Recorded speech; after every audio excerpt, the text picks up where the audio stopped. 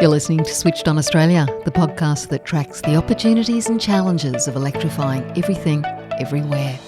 Switched On is brought to you by the publishers of Renew Economy, Australia's best informed, most read website focusing on the green energy transition, and is supported by Boundless Earth. Boundless Earth uses philanthropy, investment and direct advocacy to help Australia become a global force in a decarbonised world. Hello and welcome to the Switched On Australia podcast, coming to you from Bundjalung country in northern New South Wales. I'm Anne Delaney. Thanks for joining me. Now, as many of you know, most of Australia's emissions come from energy, and most of those energy emissions come from electricity. Our Renewable Energy Target has done a lot of heavy decarbonisation lifting from electricity generation, driving new wind and solar into the grid and helping push out coal. But the RET only rewards renewables. It doesn't put any real pressure on fossil fuel generators to cut their emissions. That's largely because carbon pricing has been such a political hot potato in Australia. For years, governments have steered clear of it, fearing it will push up power bills, or fearing that fear will be weaponised. But new modelling from the Grattan Institute shows that fear is no longer warranted. In fact, household electricity bills are expected to halve by 2050 as more Australians switch from petrol and gas to electric alternatives. Grattan has also shown that putting a price on carbon in the right way won't derail that. The mechanism they're recommending is one Australia already uses to cap emissions from big industrial polluters. It's called the Safeguard Mechanism.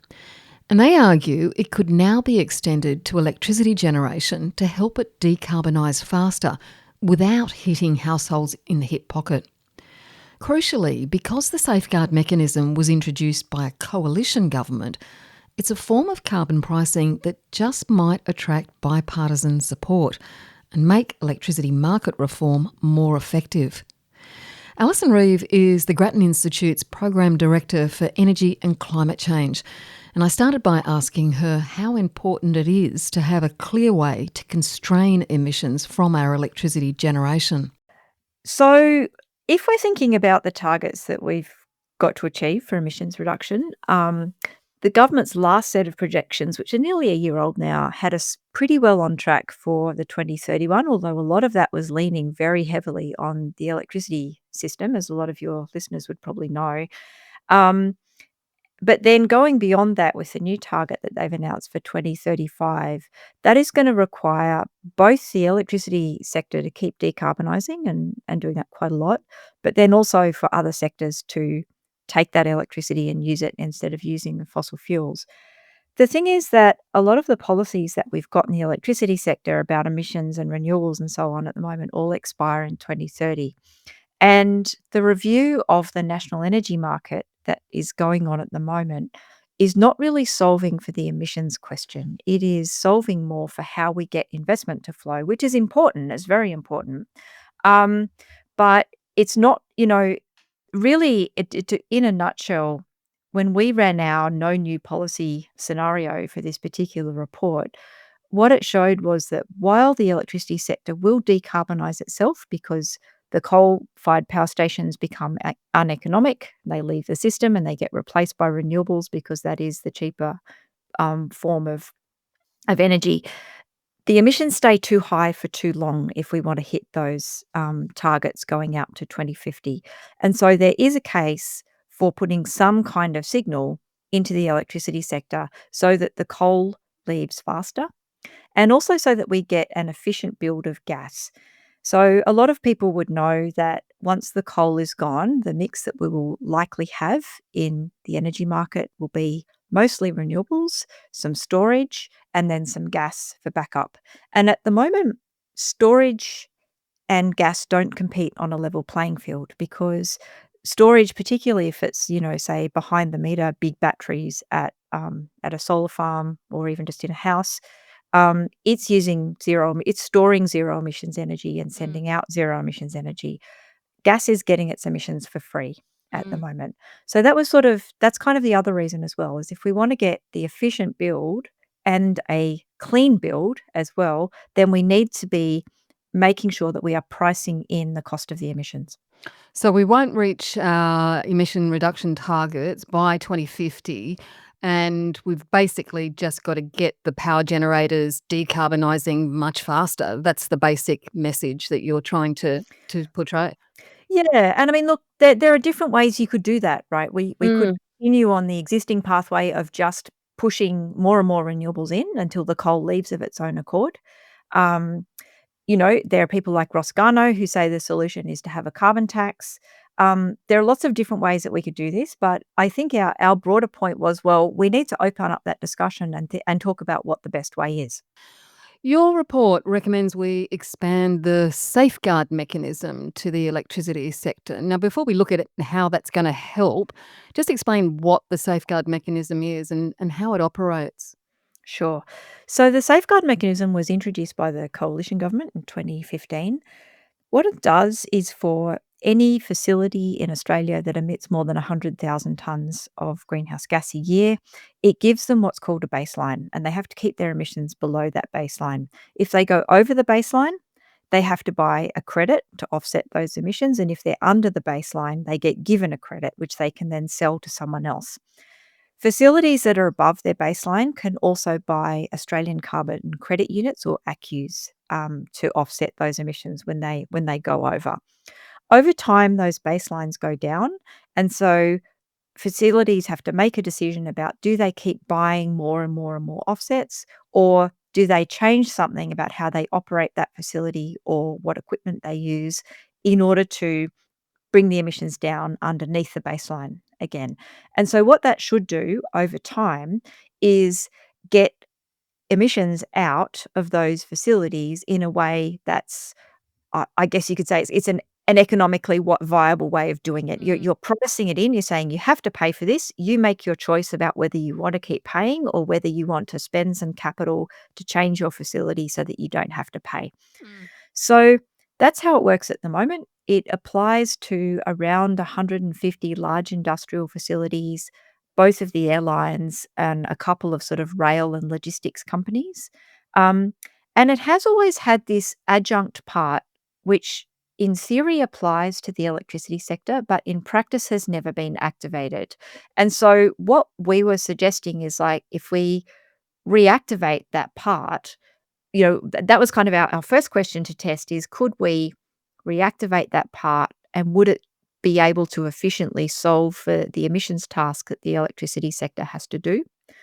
Um, Just, and then yeah. Alison, tell me why it has never been activated for electricity. Okay. Oh, no, that's a Right. complicated No, diversion. I no, I thought I it's, just wanted a quick one on that one. yeah. No, so when the safeguard was first put in place, instead of giving an individual baseline to every power station, it was instead decided that there would be a single baseline that applied to the whole sector. Um, Mm, and that was set as 198 million tonnes. And so the idea was, if the electricity sector ever collectively went above that baseline, then they would need to start offsetting. But if they stayed below it, they wouldn't have to.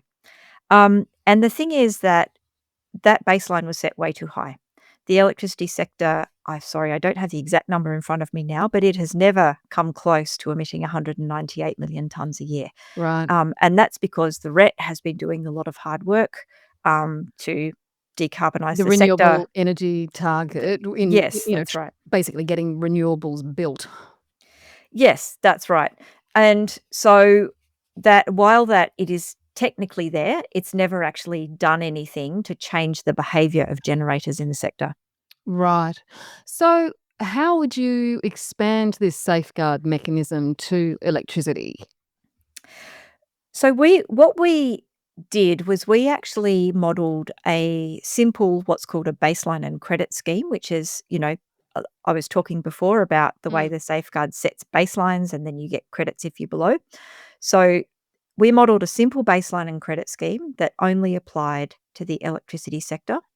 And so what we did was we I don't want to say forced. We gave that Encouraged. encouraged, no. Well, look, we gave the model an emissions budget to solve for. So we said, "Here's the maximum amount of emissions that we want in this sector between 2025 and 2050." And then we let the model figure out what was the efficient combination of all the different types of generation in order to stay within that budget. And so that's kind of a, I guess, a first pass simulation of what you could then do if you decided to reactivate the safeguard mechanism in the electricity sector. There'd be a couple of other things that governments should look at before they, decided to pull the trigger on that decision. But the first pass that we were doing was just going, first of all, can it solve for the emissions? And the answer to that was yes. And then the second question we wanted to answer was, what would that do to prices? And what will it do to prices? So, not really surprising that if you start telling the coal and gas generators that they have to bear an extra cost because they are emitting, Mm. um, then prices do go up a little bit. But I should say, the third thing we wanted to take into consideration was that electricity prices are only one part of the story. What actually matters for households is the total amount that they spend on energy. And that's particularly important because over the period of time that we're looking at, more and more people are going to stop buying gas and stop buying petrol, and they're going to start buying electricity. Mhm. So we really need to look across all of the sources of energy that they're using and what they're paying for them, and then build in how that's changing and then see what that different electricity price means in that world. So you're not proposing that we use the same model of carbon pricing that was in place between 12 and 14, I think it was. Rather you're really starting with policies already in place and trying to evolve them? Yeah, I mean, when I say there's lots of different ways you can do a carbon price, in the literature search we did, we found at least 9. Right. Um, and, they've all got different. You get one of the things we sort of did as an internal exercise was evaluate them in terms of, how efficient they would be, um, how much certainty they give you over the cost, how much certainty they give you over the amount of emissions reduction that you get. But then we also were thinking about how easy are they for the public to understand and how politically feasible are Yes. they? And it is a sort of an unfortunate result of the political climate warfare that has Mm. taken place, that it has become a taboo to say the words carbon tax in politics or even to say the words emissions trading scheme, Yes. because those just have very, very negative associations with the public. And so that was another reason for starting with something we already have. The other reason we thought it might be good to start with the safeguard is that if you expand the safeguard into the electricity sector, and we didn't model this, but this would be a next step that would have to be looked at. You then can share the effort of emissions reduction between the industrial sector, the top end of the transport sector, Mm. and the electricity sector. And so that means if you've got cheaper opportunities in one sector, you Yes. can get those rather than them sort of, as soon as you put walls between sectors, you actually end up with more expensive abatement overall because you don't get that swapping of effort between the two sectors. That makes sense. Now, governments of both political colours have avoided pricing carbon because they fear higher electricity prices. What does your research show about that fear? So we think that and I mean, I want to acknowledge that that's a natural fear, right? None of us, like, I No. have never found anyone who wants higher electricity prices. Um, so, I want to acknowledge that that's a perfectly rational fear to have. The thing is that the source of that fear, I think, is becoming a little bit outdated. Where that comes from is sort of, if you think back to the period between 2008 and 2011 when we were talking about carbon pricing and designing carbon pricing, at that time, the cost of renewables was so much higher than it is Mm. today. Um, Electric vehicles were not really a thing. Like they they didn't show up in the models because there wasn't enough information about what they cost to even have them as an input as a possible technology that the model could choose. Yeah. Um, but a lot of those that's really, really changed over the last sort of 15 years. The cost of solar has come down about eightfold. The cost of wind has come down a good, 25 to 30%, depending on who you talk to. Um, Even though we are having to spend more on transmission now, that's not really wiping out those savings. Electric vehicles are, 10% of new car sales now. So that sort of I think there's sort of two things that have happened. First of all, the thing that was driving the costs has, I think, dropped away because we are genuinely in a world where the alternatives now are cheaper rather than more expensive. And I think the other thing that has really changed is that the benefits are actually a lot clearer than they used to be. Back in when I first started working on carbon pricing in sort of 2008, 2009, the only benefit we could talk about was sort of a general warm, fuzzy feeling that you were doing good things for the environment and that climate change might not be so bad, in 50 years' time. And you know, that's a hard sell. There are some people who are very happy to take higher electricity prices in order to do that, but they're a fairly small minority. And I think the thing is now is that the direct benefits of the energy transition are just so much clearer to people that story can be just as much about, when we talk about what would the impact of carbon pricing be, we need to actually think about what the benefits are, not just about what it costs. Yes. So, how much did you find energy bills could fall if we extend this safeguard mechanism to electricity? So, what we found was that actually, in both the no new policy case and in our safeguard scenario, bills fell by a lot. They fell by almost half between today and 2050 for an average household. And a lot of that is coming about because of the shift to electric vehicles. More than half of what households spend on energy at the moment is for petrol. And if that goes away, even though you are buying electricity to run your car, electric cars use electricity much more efficiently than petrol cars use petrol, and so you end up financially ahead in terms of your fuel cost, and so that's where a lot of the saving comes from, and that is there regardless of whether we price carbon or not. What what our safeguard scenario showed was that consumers in 2030 would see their overall energy bills go up by a bit and then come back down again, but their bill in 2030 would still be lower than it is today, and Mm. that's just because of that effect of, shifting to electric cars, Efficiency. efficiency, and Yeah. the other thing I should have said too was, um, the other part of that is more people having rooftop solar and more people having access to a battery. Yes. Alison, there have been promises by governments over the years that our electricity bills will fall, but those promises haven't been delivered. Can you clarify why we've seen electricity prices rise certainly in the last 5 years? Because there's some mythology that keeps getting spread that it's all the fault of renewables. Yeah, look, I mean, the biggest price rises that we saw sort of flowed through from 2022 when wholesale prices for electricity jumped really sharply.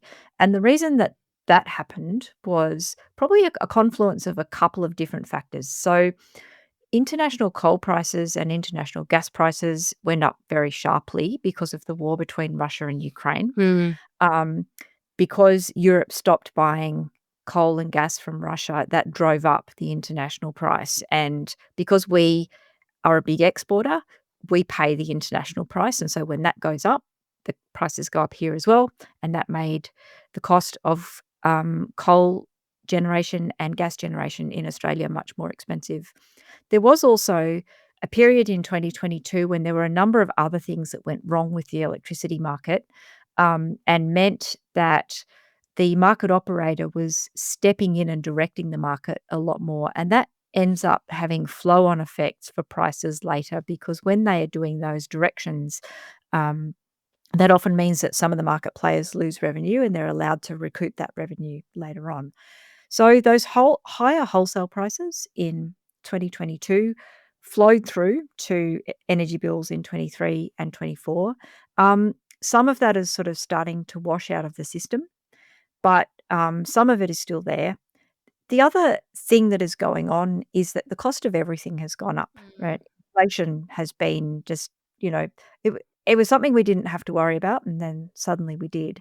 And I think that plays into it a bit as well. It means you get more people who aren't able to pay their bill, and the cost of recouping those bad debts is, a cost that goes on to energy retailers, and they tend to recoup that money by pushing everyone else's prices up. So that is actually playing a role as well. And of course, the other thing is when inflation is high and the cost of everything has gone up, it's sort of about what you feel Mm. about your bill, not necessarily what the absolute number is. It's like if the cost of everything is going up, that feels a bit overwhelming. And so we just tend to think about it a bit more, I think. But you are confident that we'll actually see electricity bills go down in real terms if we put some constraints on carbon, like carbon pricing?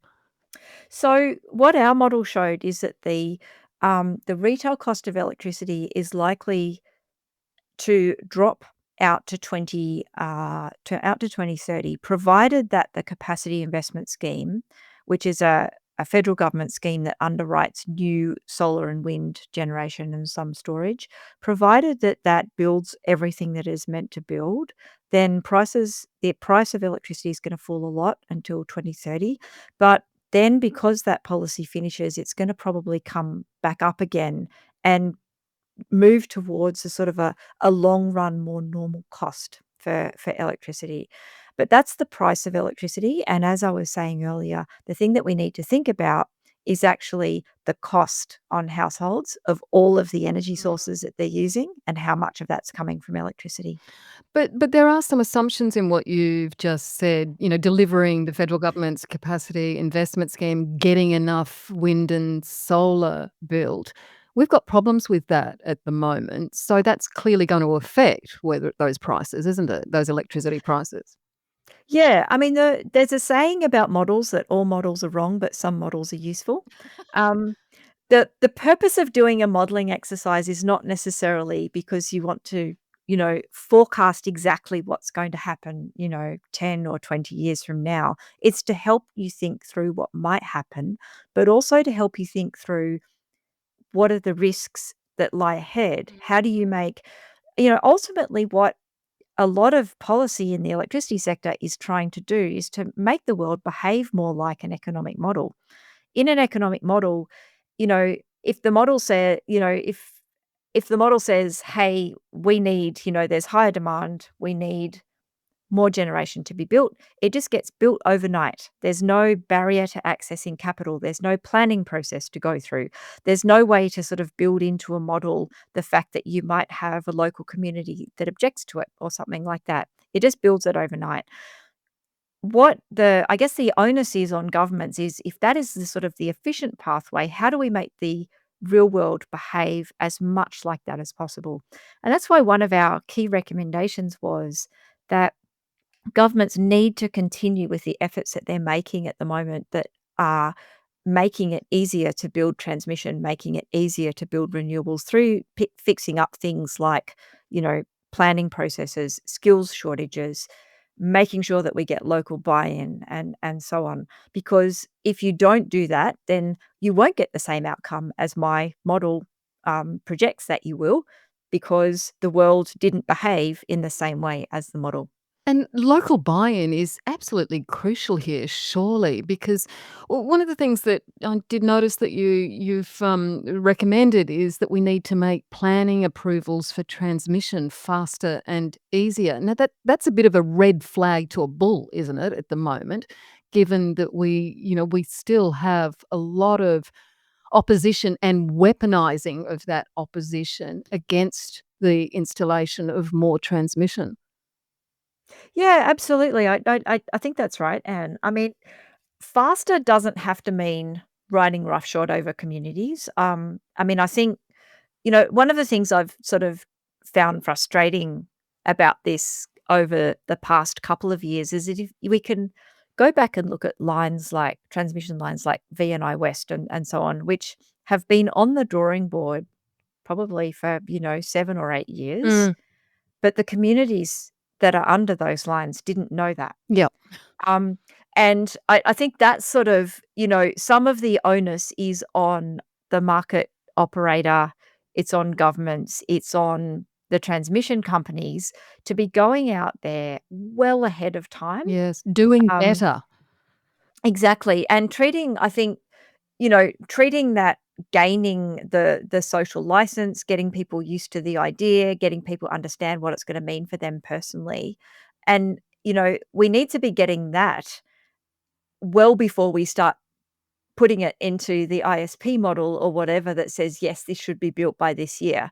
We have to accept that that is part of the runway of actually building those projects rather than just an afterthought after we've done, the regulatory test for transmission and we've got all the investors on board and everything else. It can't come like that. It has to be really front loaded. Yes, it's not just about, breaking down, so-called regulation red tape, surely. Yeah, that's right. I mean, I think there is some stuff where, you have to go through very similar regulatory processes at both the state and the federal level. I think there are definitely ways that we Mhm. could look at of um, making that a little bit easier, even if it's just, both of them asking for the same information. So you just need to pull all the information together once and that sort of thing. But that's not the entirety of the planning process, that Mm. the approvals are only one part of it. The other part of it is the legwork with the community. Yes, and that's very labour intensive in my understanding of it.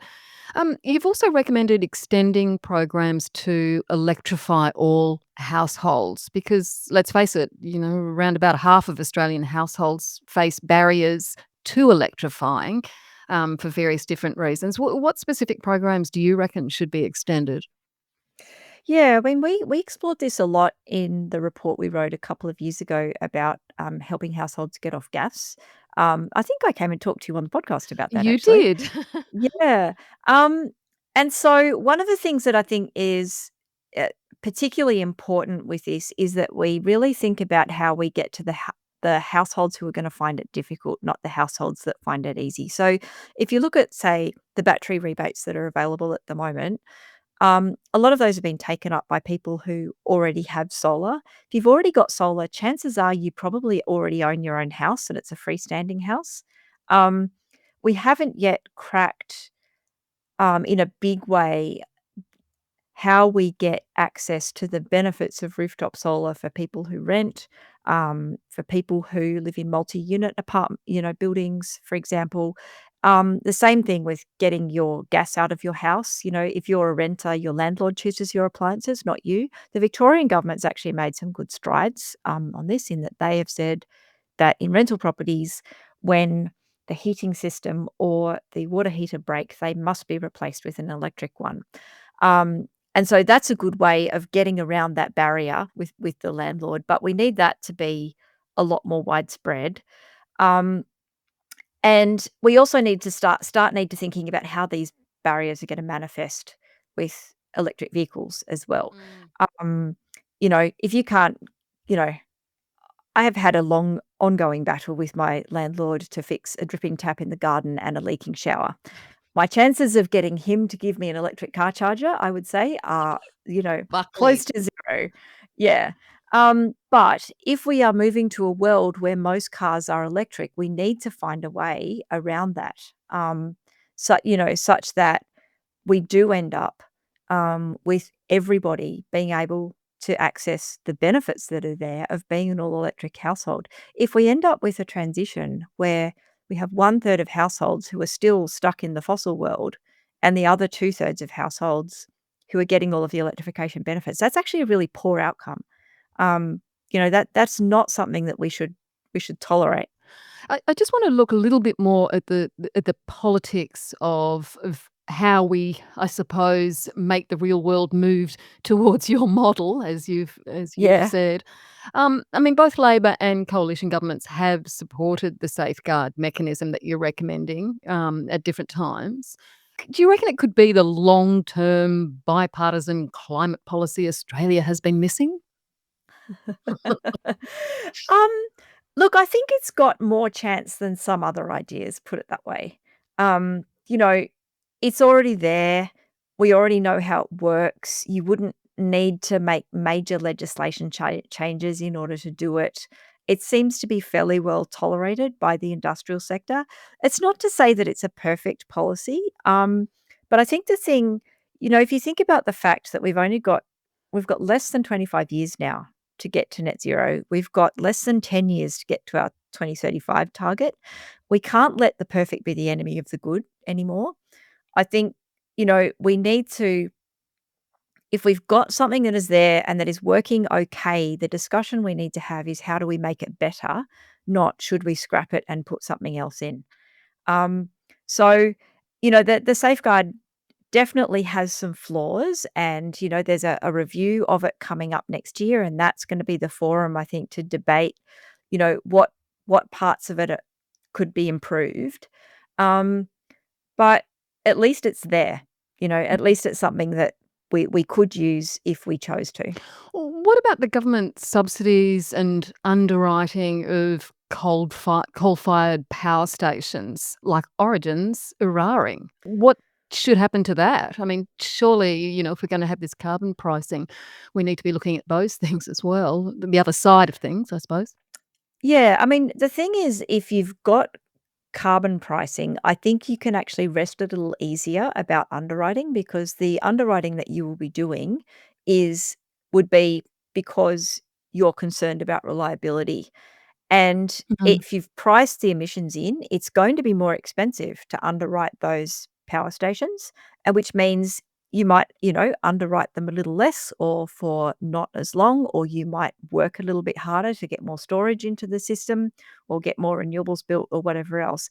It actually means that the trade-offs that you're making are not about what type of generation should get supported. It's about what what do we need to keep the lights on here, and the carbon has been dealt with through a price somewhere else.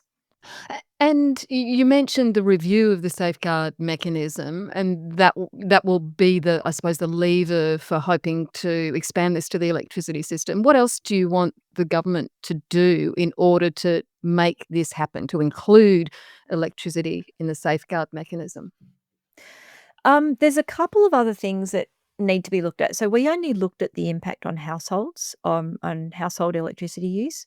We didn't look at the impact on industrial electricity use, and there's a couple of sort of crossovers there. So, um, first of all, if you push up the cost of electricity for industrial facilities, some of them at the moment are finding international trade conditions are very challenging. And so, that might change their viability or their competitiveness. For a facility that's using a lot of gas and wants to electrify, that decision becomes a bit different if the electricity is more expensive. And then you also have safeguard facilities that use a lot of electricity and use a lot of gas or coal. So things like aluminium smelters, alumina refiners, and that sort of thing. And so there's kind of a bit of a second order impact on those facilities. And so you really need to be able to kind of model something that looks more like a whole of economy Mm. impact from making the change before you made the decision. Um, there's another aspect to the safeguard as well is that it has a participation threshold, which is 100 that you have to pollute more than 100,000 tons per year in order to be in the safeguard. Now, we took that threshold away in our model because the problem with that threshold is that it doesn't allow any of the renewable generators in, and it means they don't get credits. Mhm. So then you're not getting that cross subsidy effect from the coal to the renewables. Yes. Um, and that's sort of something that the safeguard was never really designed to do, was to deal with a facility that didn't have any emissions. But that's exactly the sort of facility that we want to be encouraging. And so I think that's another thing that needs to be thought about is if the safeguard is going to be there and, as you said, become the long-term thing that we have, we need to think about what signals it sends to people to build zero emissions facilities, not just to operate an existing facility more efficiently. Yes. Final question, Alison. Tell me, what's the single biggest myth about the energy transition that you hope this report will address and dispel? I think the biggest myth is that the energy transition is all cost. And what we wanted to show with this report is that actually there are benefits, particularly to households, but potentially to everyone out of this transition. And that means we've actually got room to act more to reduce emissions, to do more to reduce emissions, because the the flip side of that is that we get the benefits. Alison Reeve, thanks so much for joining the Switched On podcast today. No worries at all, Anne. Thank you. And Alison Reeve is the Grattan Institute's Program Director for Energy and Climate Change. And we've been talking about their latest report, Bills Down, Emissions Down, a practical path to net zero electricity. I'll put a link to the report and more details on our website at reneweconomy.com.au and onestepoffthegrid.com.au. Thanks for listening to Switched On Australia. I'm Anne Delaney. See you next time when we explore more ideas powering Australia's clean energy future.